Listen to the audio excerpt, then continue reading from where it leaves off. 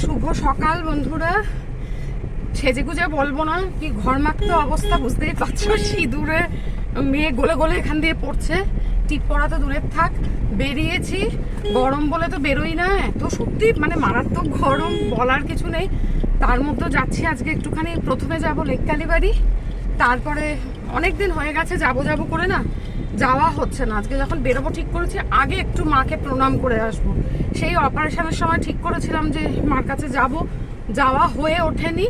আজকে যখন বেরোবো ঠিক করেছি আগে মার দর্শন করব, মাকে প্রণাম করব, তারপরে একটা আনন্দর কাজে যাব। আনন্দর কাজটা কি সেটাও বলছি। গড়িয়াহাটে একটা শাড়ির এক্সিবিশন হচ্ছে, অনেকদিন ধরে যাব। গড়িয়াহাট যাই না, অনেক টুকটাক জিনিসপত্রও কিনতে হবে, নাইটি টাইটি কিনতে হবে। আমার গড়িয়াহাট থেকে না কিনলে ঠিক পোষায় না। সব কিছু নিয়েই বেরিয়েছি আজকে। জানি দুপুরবেলা এখন মারাত্মক গরম, মারাত্মক রোদ। যদিও 11:30 বাজে, 11টার সময় বেরোবো ভেবেছিলাম।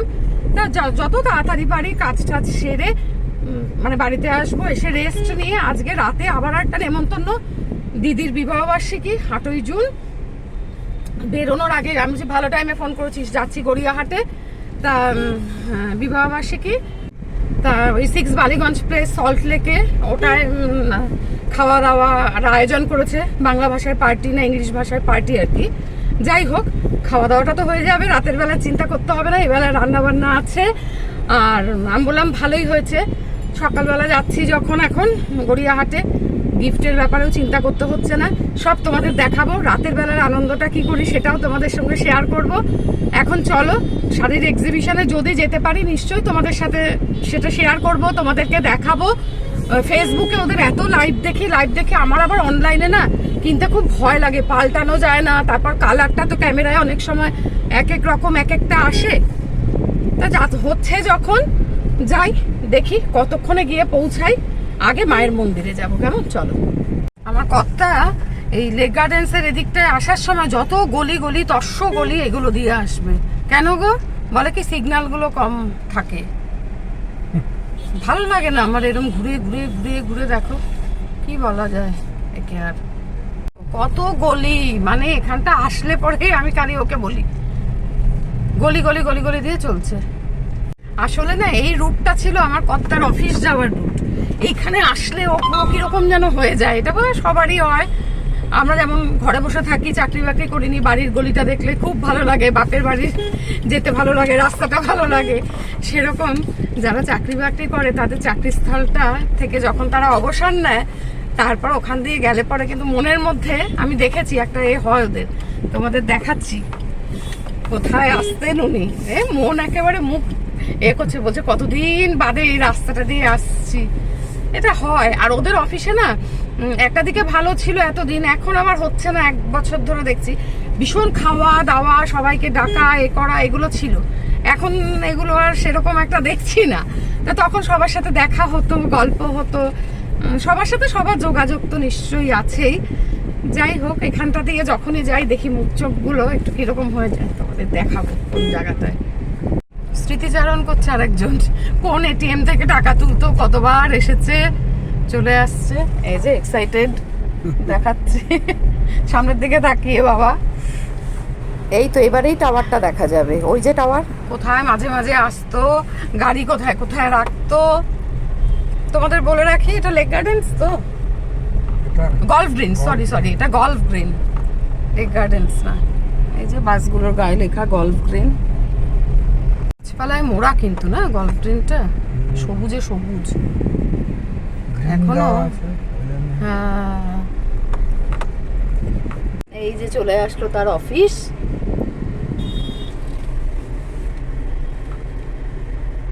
চলছে বাউন্ডারি, ওদিকে গাছের এতে তোমরা কি আর দেখতে পাচ্ছ? চলে আসলো, তাকিয়ে আছেন উনি।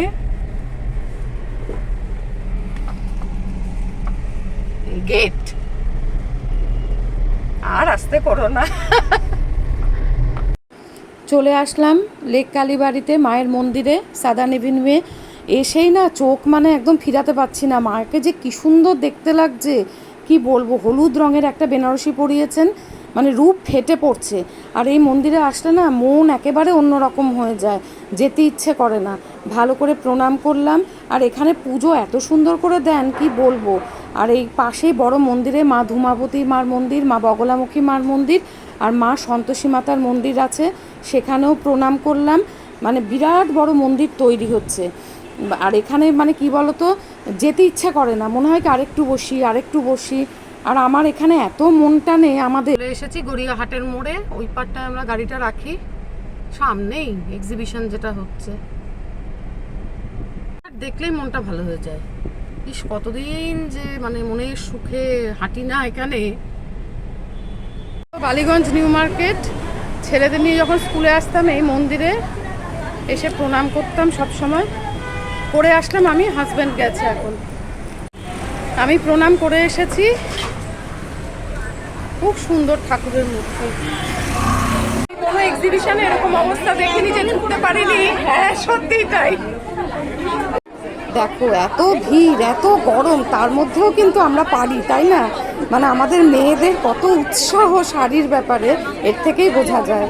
কি ঘামছি কি বলবো, তার মধ্যেও দাঁড়িয়ে আছি। দেখো কি অবস্থা, ভিড়ে মানে একদম মাঝখানে চেপটে গিয়ে বাইরে বেরিয়েও আসতে পারছিলাম না, কোনো রকমে কয়েকটা নিয়ে ফিরলাম। কি অবস্থা, পরে তোমাদের সব বলবো। এখন বলার মতন পরিস্থিতি বা ক্ষমতা কোনোটাই নেই। এখন জুডিওতে যাচ্ছি। অনেক ঠান্ডা, এসির মধ্যে থেকে আমাদের এই ভালো গো, শপিং মলেই ভালো। ওখানে এসি ছিল, এত মানুষের ভিড় যে কোনো কাজ করছে না, কোনো বোঝা যাচ্ছে না, বুঝবে কি করে। চলো নামি। বাবা কত শান্তিতে কেনাকাটা করছি। এই শার্টটা শিলাজিৎদার জন্য খুব পছন্দ হলো। আর এখানে সুবিধা আছে, ছোট বড় কিছু হলে যেখানকার খুশি জুডিওতে চেঞ্জ করে নিতে পারবে। কর্তাকে পাঠিয়েছি ট্রায়াল রুমে, এটাও বেশ ভালো লাগছে। দেখা যাক সে কি নেয়। সে তো কিছুই নেবে না, গরমে পড়ে যাওয়া আরাম না, আমাদের গোগল রিবো খুব পরে এগুলো। এইরকম গার্ডারও নিলাম ব্ল্যাক কালারের, বেশ সুন্দর। যারা বেশ ম্যাচ করে করে বাঁধে, টেকসইও এগুলো। একটা ব্ল্যাক নিয়ে নিলাম। স্টুডিও থেকেই তোমাদেরকে টাটা বাই বাই করছি, আর এনার্জি নেই। জানি না কার পার্কিংয়ের ওদিকে গিয়ে দেখবো নাইটি পাই কিনা। যদি পাই তাহলে তোমাদের এক ঝলক আবার দেখাবো। কিন্তু এবার বাড়ি ফিরতে হবে, রাতে আবার নেমন্তন্ন, সেখানে 6টায় বেরোতে হবে। কখন কি করব, প্রায় 3টে বাজে এখন। কানে পুরো না তালা লেগে গেছে জানো তো। ঠিক আছে, টাটা। টাটা করে দিও, আবার আসলাম। তোমাদের এগুলো একটু দেখিয়ে নিই। এটা দিদির জন্য কিনলাম। আর তারপর দেখো আমার দেখে রঙগুলো খুব পছন্দ হলো। আমি আবার একটু সবুজ ভালোবাসি, আর আমাকে আবার দেয়ও সবাই। ওপরের এইটা আমার, আর ওই দুটো কিনেছি, 2 বউ আর একটা কাপড়ও কিনেছি। এই যে দেখো, এটা একই সেম দুটো রং। আর এটা শিলাজিৎদার শার্ট, এটা আমার কর্তার জন্য কিনেছি। আর যেগুলো কিনে, আর এই আরেকটা শাড়িও কিনেছি আরেকজনকে দেবো বলে। 2 বউ আরেকজনকে দেবো, আমার একটা, দিদির একটা।